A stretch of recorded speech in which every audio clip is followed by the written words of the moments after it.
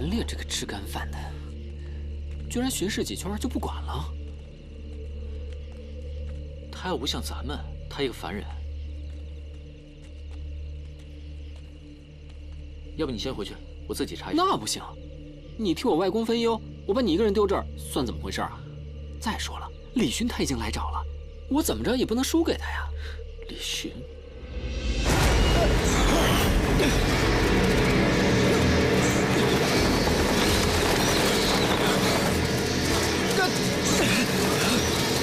什么鬼？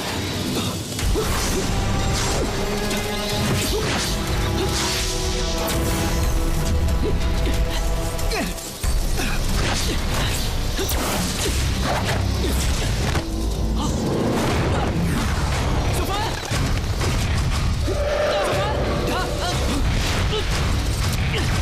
小凡！小凡！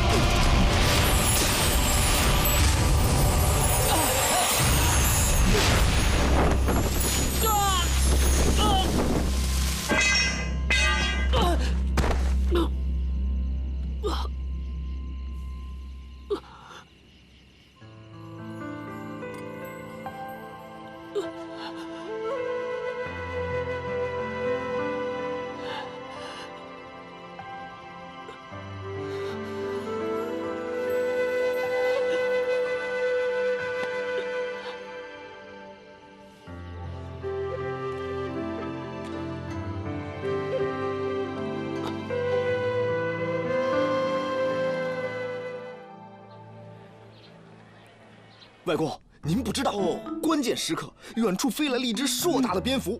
我一看不行啊，情况甚是危急，我灵机一动，祭出了一条火龙，把他们烧得四处逃窜，甚是狼狈啊！哦，对了，叔叔表弟为了自保，掏出了一个像镜子一样的法宝出来，不过只是挡了那么一小会儿，一点点。表哥，我就静静地看着你吹牛不说话，你还真是能颠倒黑白，指鹿为马呀！什么指鹿为马？ 你那个破法宝不是才打了几下吗？是，我说错了，我就挡了几下。可伏妖是小凡杀的，那蝙蝠是怕我，所以才飞走的。哼！小凡，你倒说句话呀！啊，伏妖不是我杀的。哎，好了，外公知道了。你们奔波了一晚上呢，都辛苦了，大家都有功劳。我叫厨房里啊烧了好吃的。 给你们好好补补，啊！好，用膳去吧。来，走了，外公。哎，好。外公您小心点。小凡，你把功劳认了不就完了吗？你看给他得意的。我的法宝丢了。哦，啊？有一个穿绿色衣服的女孩，看起来像是魔教的人。 他把法宝捡了，那怎么办啊？小凡，要不算了吧，我再给你打一把。不能算了，我再去河边找一找吧。法宝这么重要的东西，你也能弄丢了？就是啊，你说说你。不过也没关系，我们家人手多，我派人去帮你找。绿色衣服的女孩是吧？哎，不是，我们找了那么久都没找到，你能行吗？哼，我跟你说啊。 这世界上就没有用银子解决不了的问题，如果有的话，就用更多银子。行，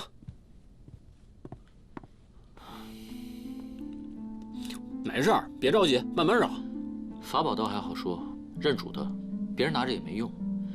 我主要担心的还是水源的事。我就奇了怪了，你说这福王也除掉了，万毒门的弟子也抓住了，可这水源怎么还没变回去啊？按道理来说，一切都应该变回正常的。万一毒妖和万毒门的弟子…… 只是中间一截，都不是无水源的罪魁祸首呢。你是说，真正的污染源是在空桑山？可是空桑山那么大，怎么找啊？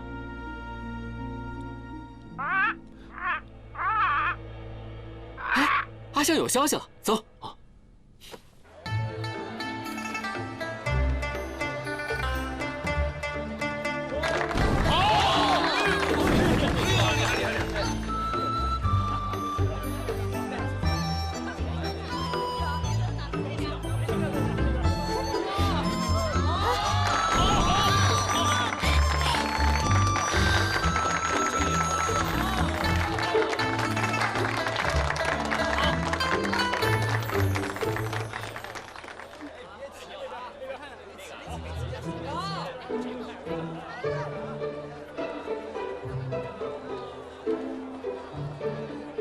过来，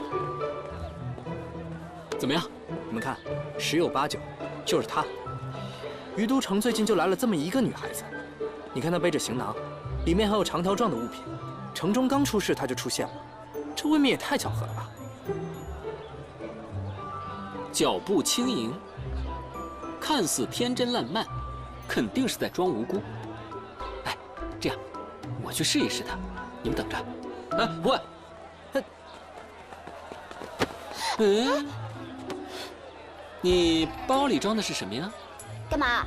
我刚才被你包里装的东西捅了一下，这光天化日之下，你暗藏凶器，把它拿出来给我看看。你有病啊！我好好站在这里，是你先转过来的，好吧？你好好说话啊！我追这东西追了好几天了，你把它给我，我就不，给我，我就不，给我！凭什么？我上手抢！救命啊！别跑！站住！救命啊！救命！喂，别跑！求仙问卦，未卜先知。站住！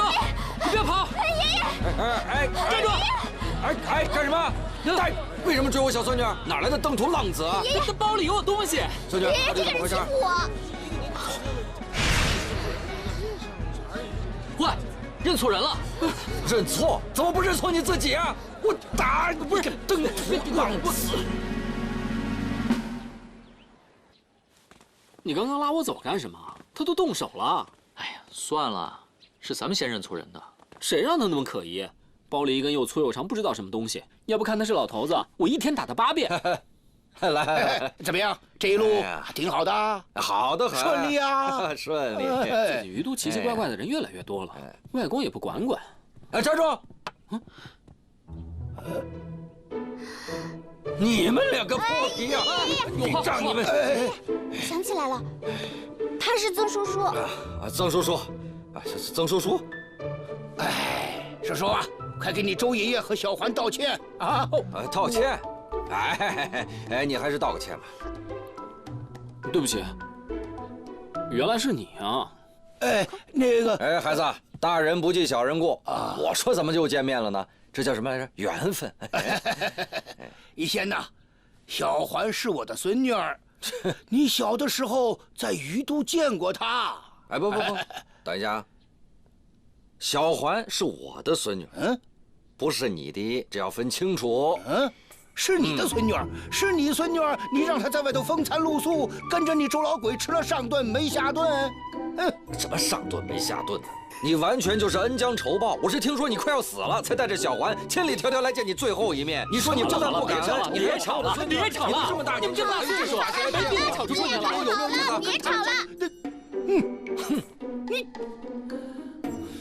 你们两个每次都这样，只要一见面就吵架。小环呐，你听我说啊！哎呦你，保持距离。小环，你这次来就住下，别走了啊！啊？不好，打什么鬼主意？你想做什么？做什么？我要给小环说亲事。你说的太好笑了吧？啊，我的孙女，凭什么你给她说亲事啊？就凭我有2个外孙呢。两个外孙哪儿呢？叔叔李寻呢？怎么？难道小环就不能在于都成婚，非得跟着你啊？走南闯北的招摇撞骗？都到了成婚的年纪了，还被你耽误着。你按着良心说一说，你说得过去吗？我按着哪儿说，他也轮不到你。小环呐，你看看那个叔叔和李寻，他们2个怎么样啊？吴爷爷，他们2个都挺好的哦，可是我不喜欢。还不喜欢？不喜欢就是不喜欢，说破天去也是。还有一个张小凡呢，去，孙女。你看看，这女孩子还害羞起来了。谁像你呀，没羞没臊。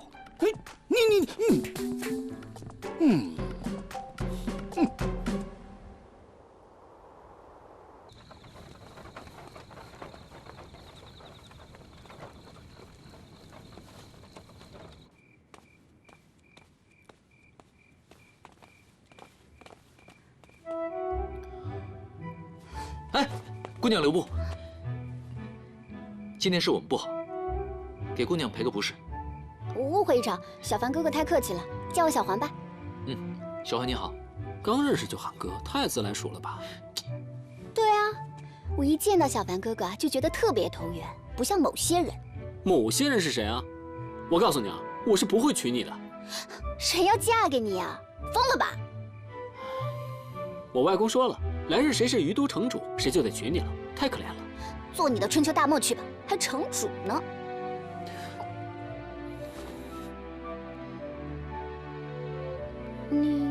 你在找什么东西吗？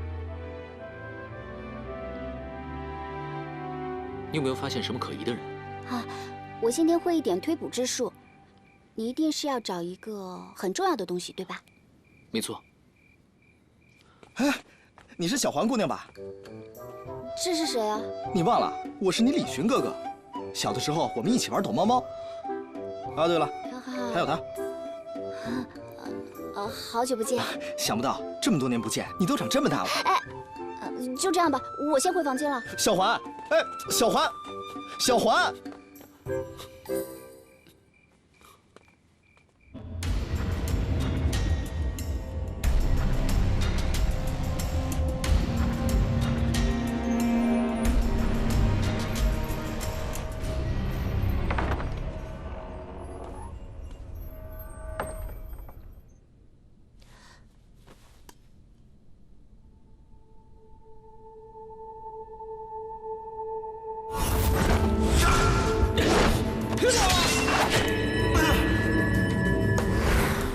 为什么年老大可以驱用张小凡的法宝？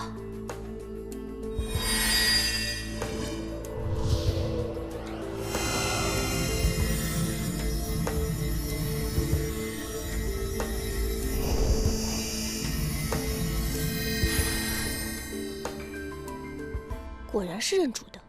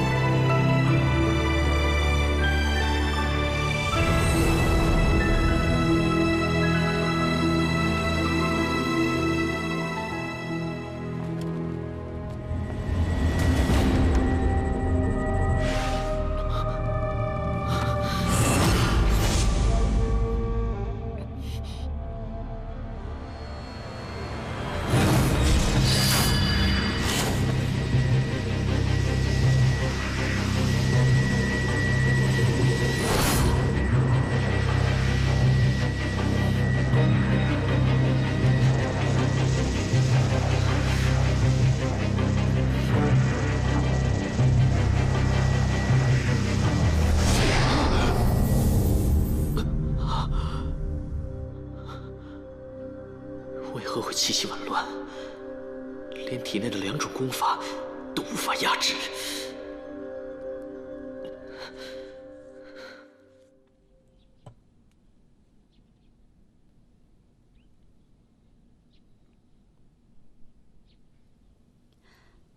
说吧，找我做什么？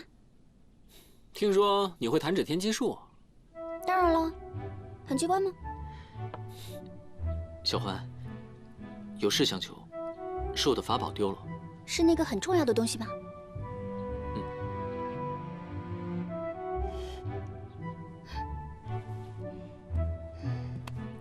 算筹拿来吧，这就给小盆哥哥找去。算筹没有，我给你做一把吧。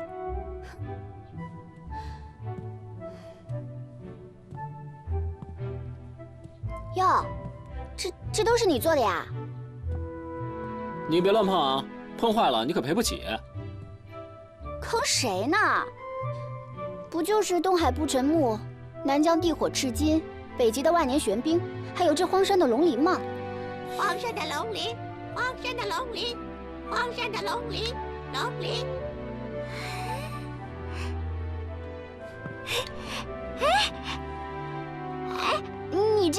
你这个机关还会讲话呢，太了不起了！你怎么做的？算你有眼光。哎，只不过我爹说啊，这是奇技淫巧，旁门左道。怎么就是旁门左道了呢？他山之石可以攻玉嘛。哎，就是。哎，我警告你啊，你可别迎合我，你再迎合我，我也不会娶你的。谁迎合你了？嫁你？你想太多了吧你？喂，你们两个可不可以先帮我找到法宝，再斗嘴啊？行。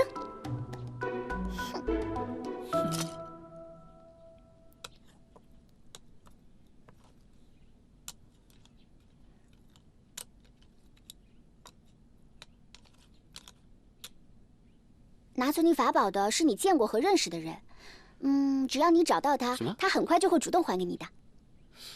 你看，我就说了吧，这说了等于没说嘛。见过，认识。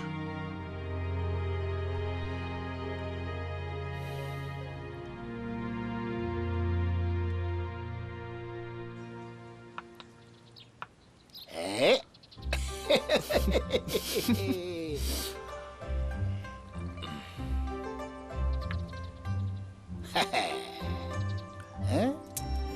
算了，又让你一次，你赢了。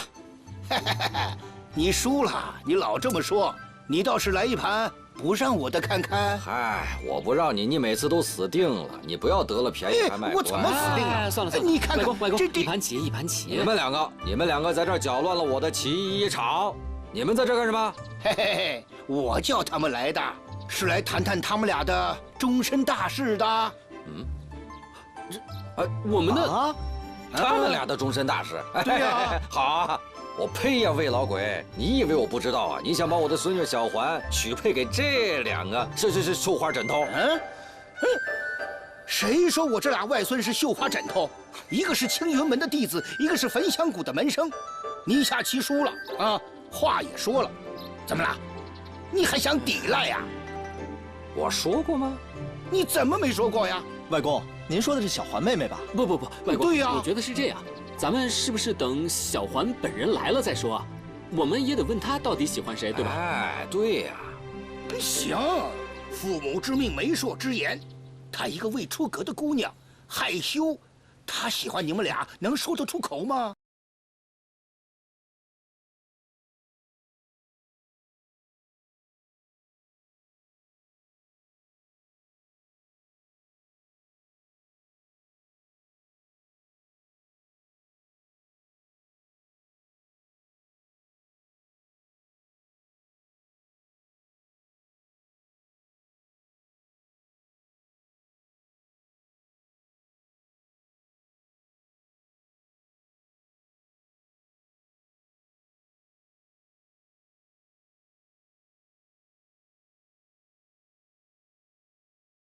小环丫头当嫁妆，真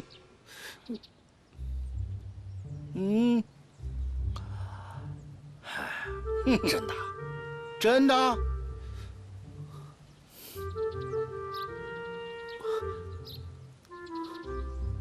我说外公，您再仔细的考虑一下。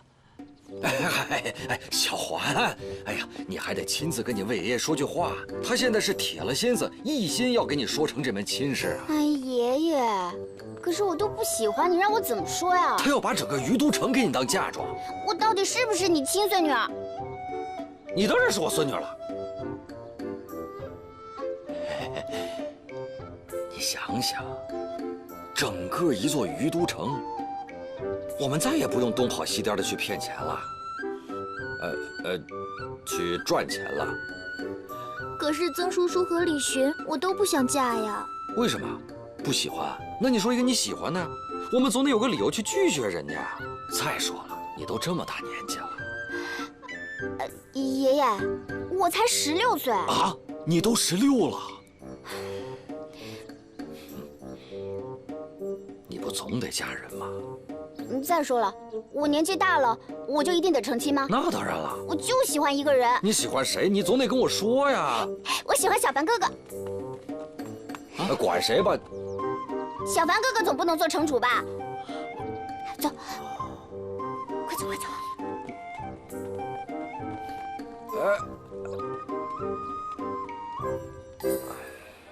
小叔叔不是挺好的吗？哎呀，你不懂啦，喜欢这种事情怎么能勉强呢？对啊，这种事情没有办法强求的。对啊，成亲多麻烦呀！这天下这么大，我还没看够呢。你看啊，成亲以后整天待在家里，也不能出门，生孩子还得带孩子，想想我都觉得可怕。你自己还是个小孩子呢。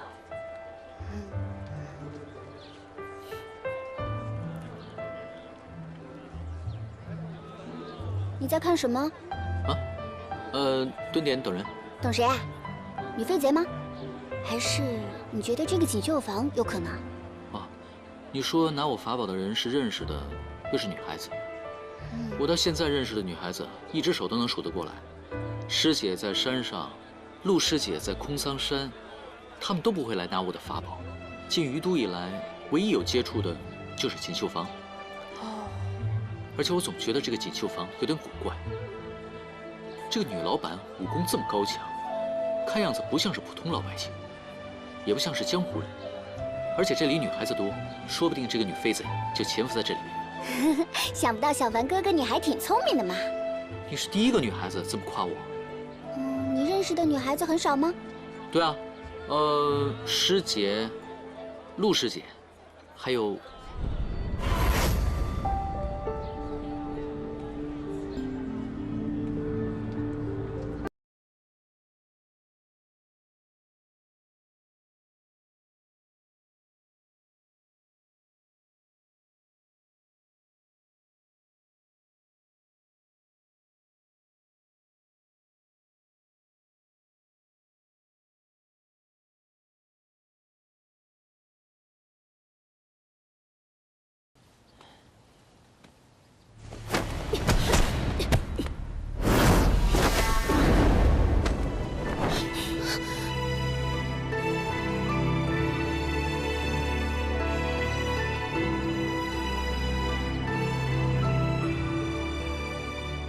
看到了，好看吗？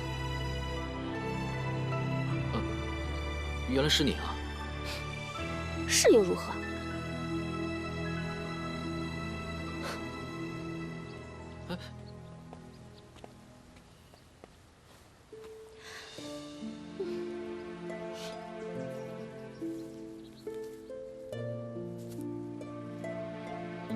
喂，这花开得好好的，你干嘛把它给折了呀？我把它折了是他的福气。你个笨蛋，你懂什么呀？你把它折了，然后把它带走，连命都没有了，还有什么福气啊？你看看他，都流眼泪了。流眼泪？我第一次听说一个大男人把露珠当成花的眼泪，哼，真是可笑。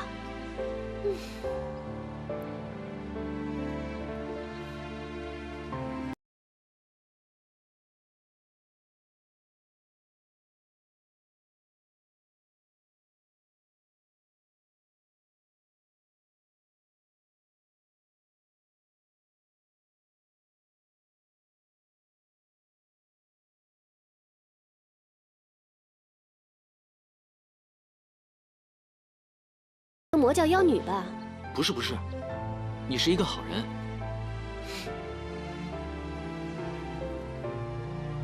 哦，碧瑶姑娘，你可不可以把我的法宝还给我？法宝上又没刻你的名字，谁捡到就是谁的。你就行行好，还给我吧，你拿着也没什么用啊。啊，叫你朋友来拿呀。啊？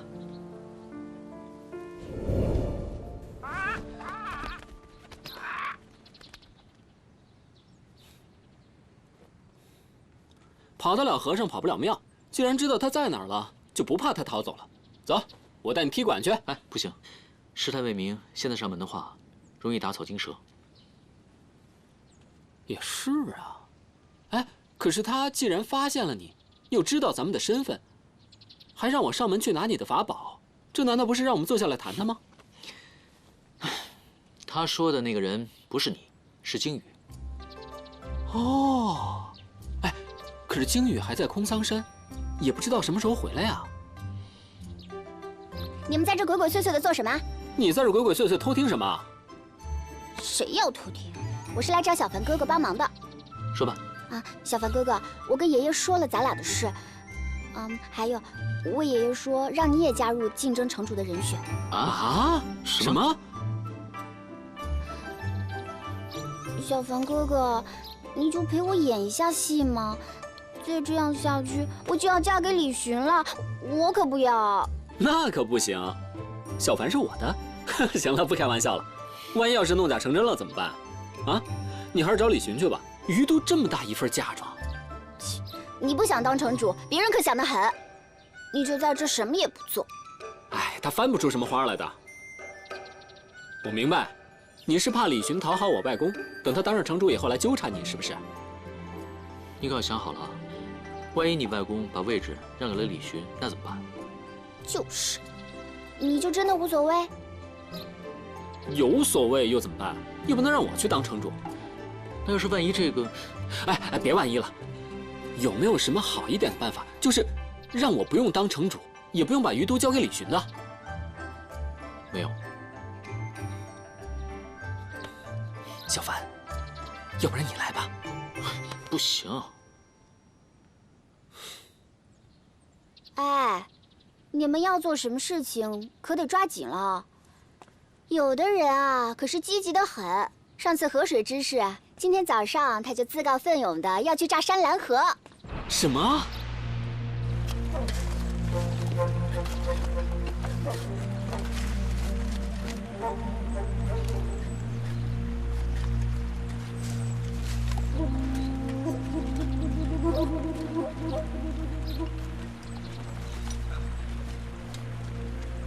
表哥，这么大阵仗，你是要做什么呀？哼，来得正好，我正打算用法术将这里炸掉，好让对面山体滑坡泥石流下来，然后拦截河道。不能莽撞炸山，水漫出来怎么办？哎，你说谁莽撞的？现在正是枯水季，河水被堵在这里，势必会朝城西赶道，最后流出于都城外，汇入大江。那江水被污染了怎么办？我呢，对于都有责任，势必是以保护城中百姓为优先。不是李寻，外公还在呢，你真当自己是城主了？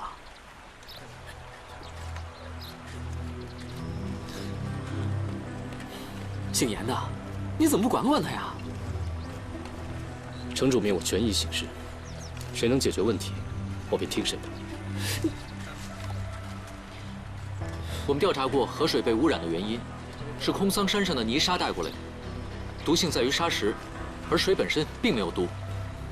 我不管毒在哪里，这河水的污染一日重过一日。要是再这么下去，于都城内的土壤势必全部被污染。可是炸山结河无济于事，下游同样会被污染。那你们有什么更好的办法吗？有啊，有啊。好啊，那你来，来啊！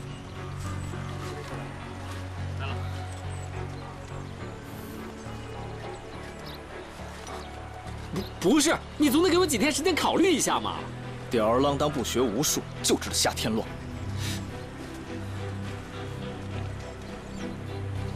准备炸山。是，撤退，撤退。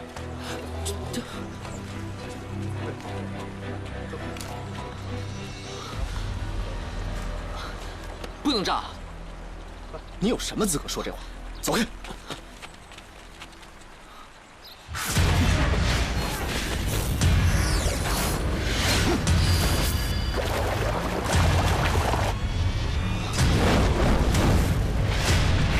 李寻，不要再一意孤行了。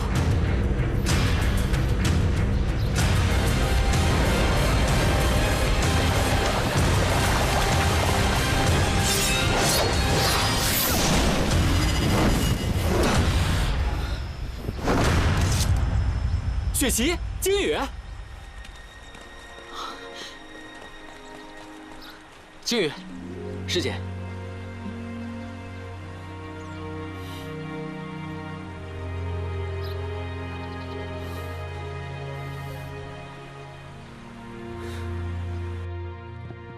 未查明真相，怎么能说炸就炸？我还是那句话，你们有没有更好的办法？城中近半百姓都要靠药田为生，眼看药田就要收成，若眼睁睁看着河水污染土壤，百姓们一年的收成就白费了。那你有没有想过来年怎么办啊？啊，对吧？对不对？你们青云门这次来的人不少啊。李师兄，你这句话是什么意思？雪姐啊，咱们不跟他一般见识啊，不要一般见识。跟你不熟。哎，好了，大家都别吵了。叔叔啊，薰儿提出结合的建议时啊，那是外公考虑的不周。外公，他那哪是结合呀？他要把整座山给炸了。好了，不要多说了。这样，你们两个呢，先想出一个计划，各出一份，想好了以后拿到我这儿来，我详细的看了以后，再决定用你们谁的方法。薰儿，你去跟严烈说说，将河岸的东西先撤了。外公，去。是。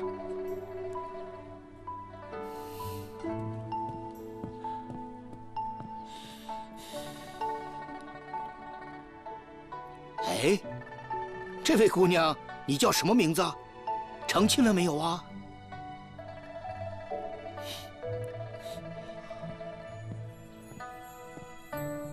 老城主，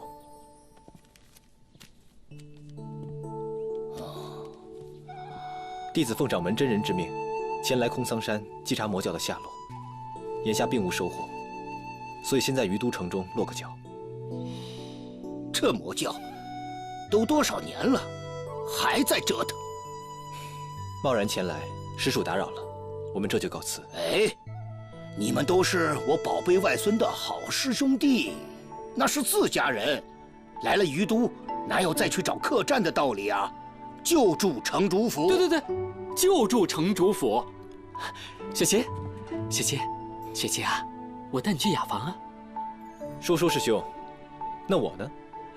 你跟小凡住在一个房间就行了，他的房间很大啊。走吧，雪琪。想不到于都发生了这么多事，碧瑶也来了这里。他好像是一个人来的，应该没有带什么手下。你想的太简单了，她是鬼王之女，鬼王宗怎么可能只派她一个人前来呢？肯定是另有图谋。我倒是怀疑啊，你说的那个绣房有蹊跷。碧瑶那天从锦绣房出来，难道里面有魔教的人？来空桑山之前，我曾向师父打听过魔教的情况。据说魔教之中有一个合欢派，与炼血堂关系匪浅，派中没有男子。这代的首领是一个年轻貌美的女子，名叫妙公子。妙公子，就我们青云搜集的情报来说，10多年前，妙公子因为一场魔教内斗，带走了合欢派，其后便不知下落了。你想，一个绣房的老板娘，竟能打退天音和青云2大派弟子，你不觉得可疑吗？可疑。这走遍天下，就只有这锦绣房的衣服最漂亮、最合身了。前几天才知道你要来。这雅房啊，很大，很舒服的。不必了。宗公子，这位是？哦，这位是我的师妹陆雪琪。哦，那我先去见老城主了。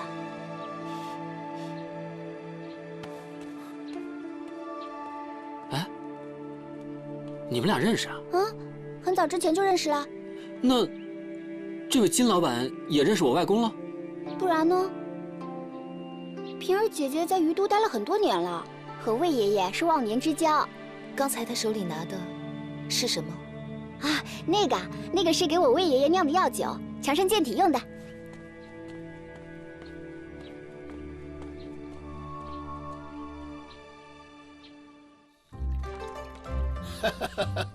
魏老近来身体如何呀？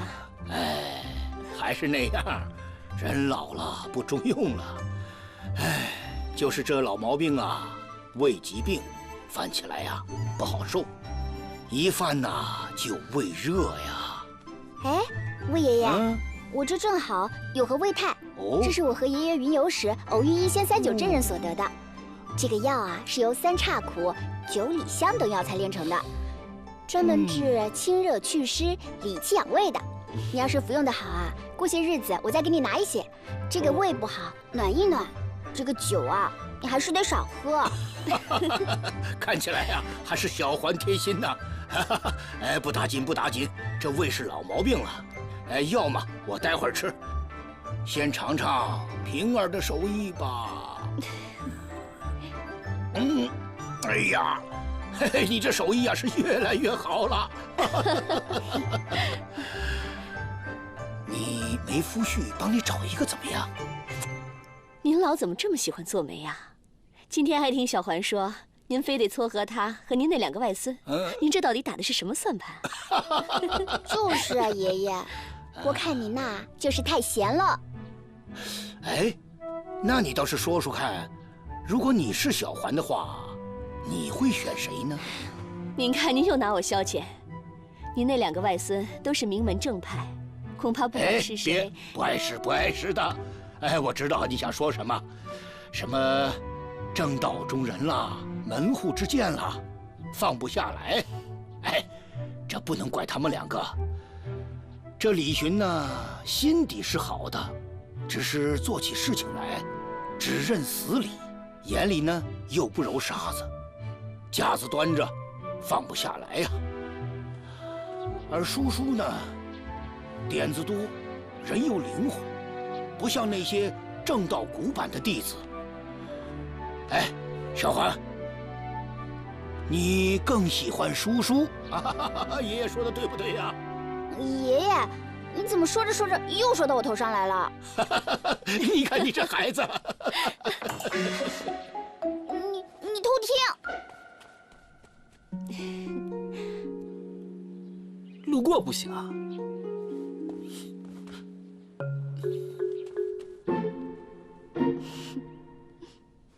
万一他想害我外公怎么办啊？那不可能！从我5年前来到于都，金姐姐就一直在魏爷爷身边，要害早就害了。而且你说他是魔教中人，你们有证据吗？再说了，他就算是魔教中人，那又怎么样？魔教之人行事怪癖，人人得而诛之。他哪里怪癖了？我可看不出来他哪里怪癖了。再说了，锦绣坊在于都一开就是5年，收留了多少漂泊落难、无家可归的女子？你是不相信我魏爷爷看人的眼光吗？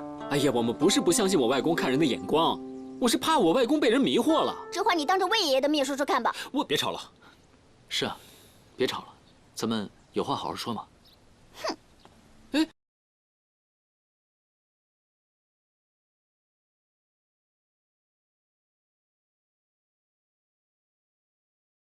眼里尽是算计之色，定不简单。可是得找到证据，给老城主看看。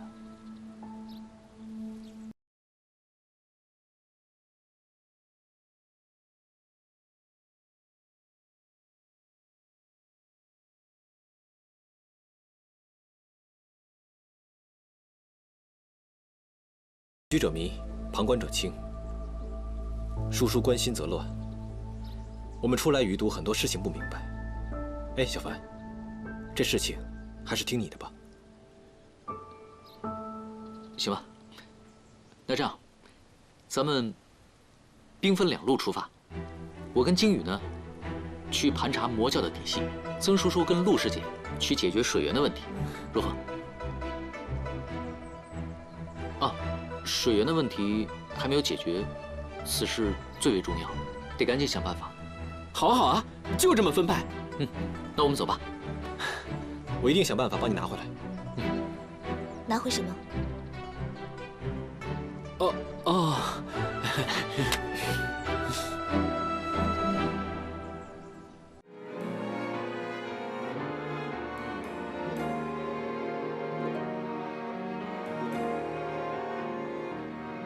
一念成执着，沧海变荒漠，轮回中。